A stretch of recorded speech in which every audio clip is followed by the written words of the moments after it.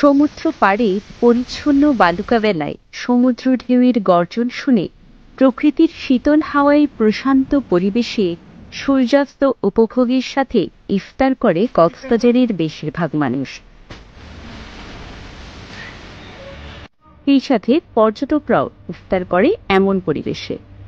প্রতিদিন বিকালে ইফতার করার জন্য সমুদ্র সৈকতে ছুটে স্থানীয় শত শত মানুষ সপরিবারে অথবা বন্ধু বান্ধব মিলে দল বেঁধে ইফতার করার জন্য জনপ্রিয় হয়ে উঠেছে কক্সবাজার সমুদ্র সৈকত। রমজান আসার পর থেকেই কক্সবাজার শহর থেকে হিমছড়ি পর্যন্ত সমুদ্র সৈকতে প্রতিদিন শত শত মানুষকে ইফতার করতে দেখা যায়। গরম বাড়ার সাথে সাথে সৈকতে ইফতার করা মানুষের হারও দিন দিন বাড়তে দেখা যায়। এক রোজাদার জানান, সৈকতে ইফতার করা এক অন্য ধরনের অনুভূতি। আল্লাহর কাছে শুকরিয়া, আমাদের এরকম সুস্থ সবল শরীরে সুন্দর পরিবেশে ইফতার করার তৌফিক দিয়েছে। সুন্দর পরিবেশে আমরা সবাই একসাথে আলহামদুলিল্লাহ খুবই রাজকীয় পরিবেশে ইফতার করছি আমরা।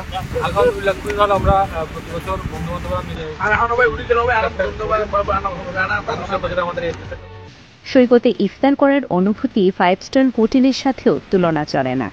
অনেক আগে থেকেই স্থানীয়রা রমজান মাসের কোনো না কোনো দিন শখ করে সৈকতে ইফতার করে, তবে সাম্প্রতিককালে এর পরিসর অনেক ব্যাপক হয়েছে।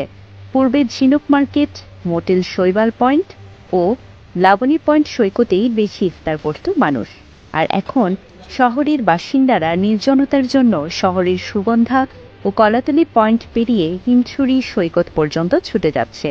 কক্সবাজার শহর ছাড়াও জেলার অন্যান্য সমুদ্র তীরের বাসিন্দাদের কাছেও সৈকতে ইফতার করা একটি আবহমান সংস্কৃতির অংশ হয়ে উঠেছে।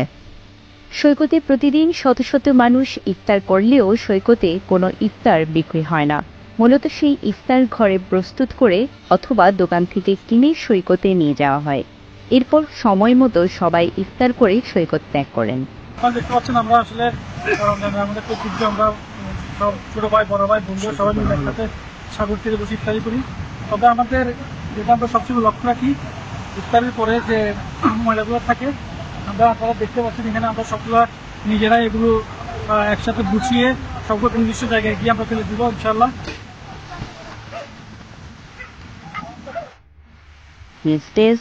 CCN